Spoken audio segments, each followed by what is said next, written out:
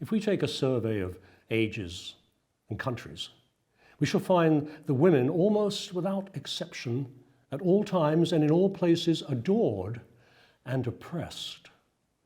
Man, who has never neglected an opportunity of exerting his power, in paying homage to their beauty, has always availed himself of their weakness.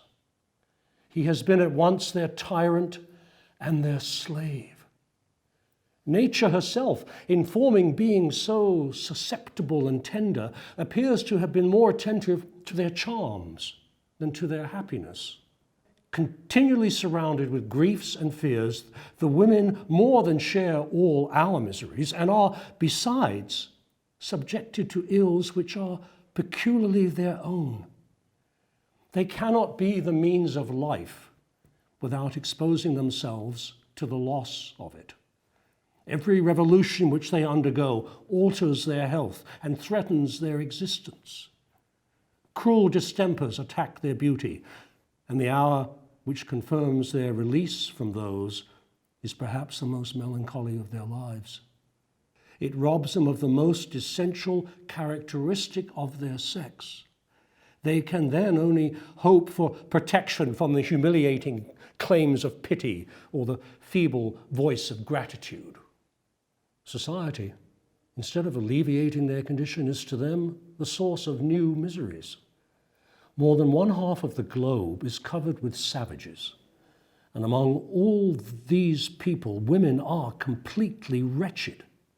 Man, in a state of barbarity, equally cruel and indolent, active by necessity but naturally inclined to repose, is acquainted with little more than the physical effects of love. And having none of those moral ideas which only can soften the empire of force, he is led to consider it as his supreme law, subjecting to his despotism those whom reason had made his equal, but whose imbecility betrayed them to his strength. Nothing, says Professor Miller, speaking of the women of barbarous nations, can exceed the dependence and subjection in which they are kept, or the toil and drudgery with which they are obliged to undergo. The husband, when he is not engaged in some warlike exercise, indulges himself in idleness and devolves upon his wife the whole burden of his domestic affairs. He disdains to assist her in any of those servile employments. She sleeps in a different bed and is seldom permitted to have any conversation or correspondence with him. The women among the Indians of America are what the Helots were among the Spartans, a vanquished people obliged to toll for their conquerors. Hence, on the banks of the Orinoco, we have seen mothers slaying their daughters out of compassion and smothering them in the hour of their birth. They consider this barbarous pity as a virtue. The men, says Commodore Byron in his account of the inhabitants of South America, exercise a most despotic authority over their wives, whom they consider in the same view as they do any other part of their property, and dispose of them accordingly. Even their common treatment of them is cruel, for though the toil and hazard of procuring food lies entirely on the women, yet they are not suffered to touch any part of it till the husband is satisfied, and then he assigns them their portion, which is generally very scanty, and such as he has not a stomach for himself. Among the nations of the East, we find another kind of despotism and dominion prevail, the seraglio and the domestic servitude of women, authorized by the manners and established by the laws. In Turkey, in Persia, in India, in Japan, over the vast empire of China, one half of the human species is oppressed by the other. The excess of oppression in those countries springs from the excess of love. All Asia is covered with prisoners, where beauty in bondage awaits the caprices of a master. The multitude of women there assembled have no will, no inclinations but his. Their triumphs are only for a moment, and their rivalry, their hate, and their animosities continue till death. There the lovely sex are obliged to repay even their servitude with the most tender affections, or what is still more mortifying, with the counterfeit of an affection which they do not feel. There the most gloomy tyranny has subjected them to creatures who, being of neither sex, are a dishonor to both. There, in short, their education tends only to debase them, their virtues are forced, their very pleasures are involuntary and joyless, and after an existence of a few years, till the bloom of youth is over, their period of neglect commences, which is long and dreadful. In the temperate latitude, where the climates giving less ardor to passion leave more confidence in virtue, the women have not been deprived of their liberty, but a severe legislation has at all times kept them in a state of dependence. One, while they were confined to their own apartments and debarred at once from business and amusement. At other times, a tedious guardianship defrauded their hearts and insulted their understandings. Affronted in one country by polygamy, which gives them their rivals for their inseparable companions, enslaved in another by indissoluble ties which often join the gentle to the rude and sensibility to brutality.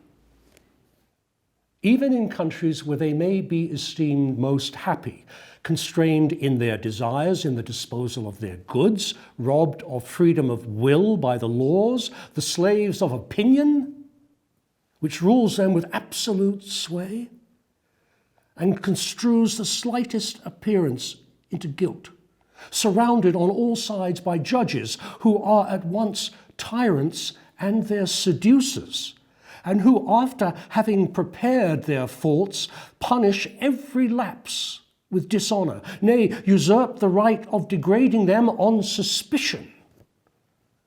Who does not feel for the tender sex? Yet, such, I am sorry to say, is the lot of women over the whole earth. Man, with regard to them in all climates, in all ages, has been either an insensible husband or an oppressor. And they have sometimes experienced the cold and deliberate oppression of pride, and sometimes the violent and terrible tyranny of jealousy. When they are not beloved, they are nothing. And when they are tormented. They have almost equal cause to be afraid of indifference and of love.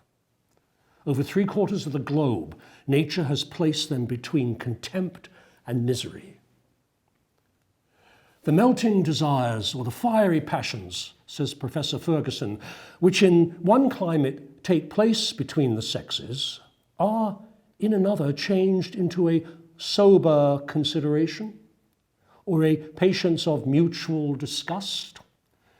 This change is remarked in crossing the Mediterranean, in following the course of the Mississippi, in ascending the mountains of Caucasus, and in passing from the Alps and the Pyrenees to the shores of the Baltic. The burning ardors and torturing jealousies of the seraglio and the harem, which have reigned so long in Asia and Africa, and which in the southern parts of Europe have scarcely given way to the differences of religion and civil establishments, are found, however, with an abatement of heat in the climate, to be more easily changed in one latitude into a temporary passion which engrosses the mind without enfeebling it. and which excites to romantic achievements. By a farther progress to the north, it is changed into a spirit of gallantry, which employs the wit and fancy more than the heart, which prefers intrigue to enjoyment, and substitutes affection and vanity where sentiment and desire have failed. As it departs from the sun, the same passion is further composed into a habit of domestic connection, or frozen into a state of insensibility, under which the sexes at freedom scarcely choose to unite their society.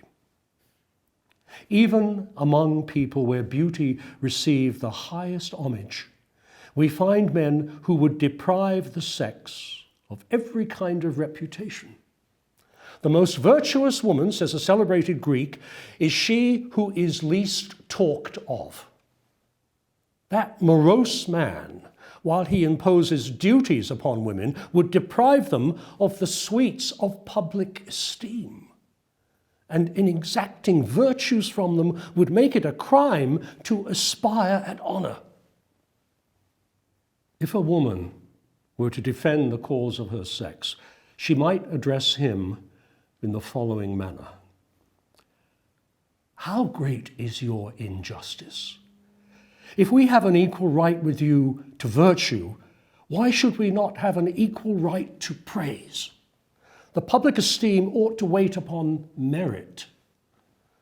Our duties are different from yours, but they are not therefore less difficult to fulfill or of less consequence to society. They are the fountains of your felicity and the sweetness of life. We are wives and mothers. 'Tis we who form the union and cordiality of families. 'Tis we who soften that savage rudeness which considers everything as due to force and which would involve man with man in eternal war. We cultivate in you that humanity that makes you feel for the misfortune of others, and our tears forewarn you of your own danger. Nay, you cannot be ignorant that we have need of courage no less than you. More feeble in ourselves, we have perhaps more trials to encounter. Nature assails us with sorrow. Law and custom press us with constraint, and sensibility and virtue alarm us with their continued conflict. Sometimes also the name of citizen demands from us the tribute of fortitude. When you offer your blood to the state, think that it is ours. In giving it our sons and husbands, we give more than ourselves. You can only die on the field of battle, but we have the misfortune to survive those whom we love most.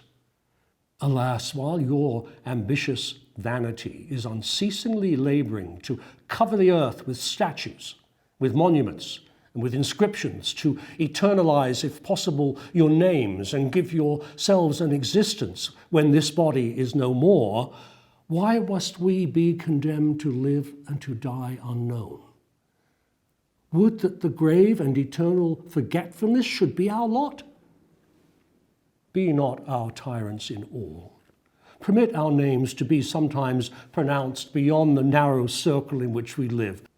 Permit friendship, or at least love, to inscribe its emblem on the tomb where our ashes repose.